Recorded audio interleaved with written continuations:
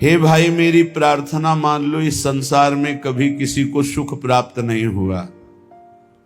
बड़े बड़े चक्रवर्ती, सम्राट, बलशाली, तपस्वी, बड़े बड़े, जब तक परमात्म चरणारविंद का अनन्य अखंड चिंतन नहीं हुआ तब तक हमें विश्राम या सुख कहीं आज तक न प्राप्त हुआ है न होगा। जैसे मर्त लोक है ऐसे ही सब लोक मर्त है।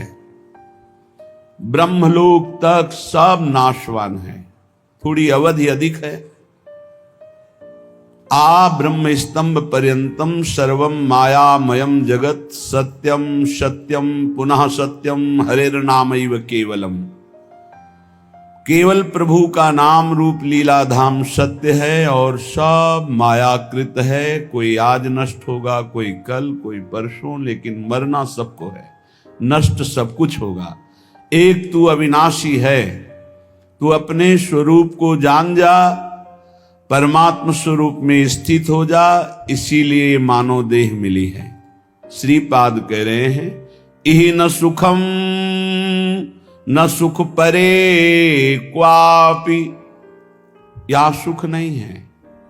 यहां से परे अगर स्वर्ग लोक आदि के लोकों में सोच रहे हो सुख है तो नहीं है।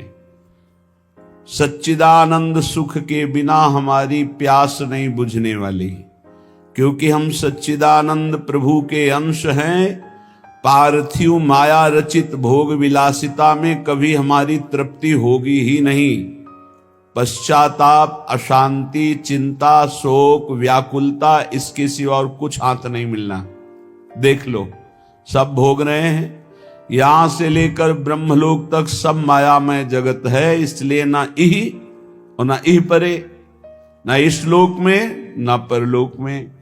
सुख है तो प्रभु के नाम में, रूप में, लीला में, धाम में है, मान लीजिए।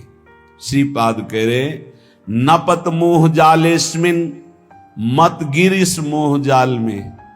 ये अज्ञान का, विद्या का ऐसा जाल है कि बड़ों बड़ों को गिरा देता है। बड़े बड़े कौन? जिनको शास्त्र ज्ञान है, जो जानते हैं कि ये नहीं करना चाहिए, उनको भी वो भ्रष्ट कर देता है। इतना प्रबल अज्ञान है। जब तक हमको भागवतिक संग नहीं मिलेगा तब तक इस मोह जाल से निकलना बड़ा कठिन है।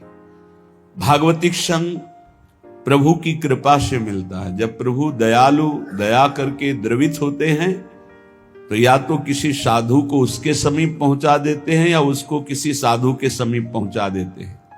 फिर परम मंगल प्रारंभ हो जाता है, क्योंकि अज्ञान रूपी तिमिर अंधकार का नाश करने के लिए उनके वचन रूपी सूर्य का जब प्रकाश होता है तब उस अंधकार का नाश होकर सत्य वस्तु का अनुभव होता है। पर अज्ञानी जीव अगर भगवत कृपा से सत्संग भी मिल जाए तो वो उसे एक मनोरंजन समझता है, उसे अपने जीवन का परम मंगल समय नहीं समझता है, महत्व नहीं देता है। जिसका संत वचनों पर, गुरु वचनों पे महत्व नहीं है, वो 50 वर्ष सत्संग करे तो भी लाभ नहीं मिलेगा। और जिसका संत वचन, गुरु वचनों पर महत्व है तो एक शब्द से कल्याण हो जाएगा। ये बड़े आश्चर्य की बात है। 50 वर्ष सत्संग सुनने पर भी परिवर्तन नहीं होता जब श्रद्धा और विश्वास नहीं होता। भवानी शंकरो वंदे श्रद्धा विश्वास रूपिणो। जब तक हमारे अंदर ये भाव नहीं आता कि जो संत भगवान, जो गुरुदेव भगवान बोल रहे हैं मेरे मंगल के लिए बोल रहे हैं, मुझे एक एक अक्षर वैसे ही आचरण में उतारना जैसा बोल रहे हैं, आप उतारने के लिए उत्साहित होइए तो आपको गुरु शक्ति, संतों के द्वारा प्राप्त भागवतिक शक्ति आपको उसमें बल देगी।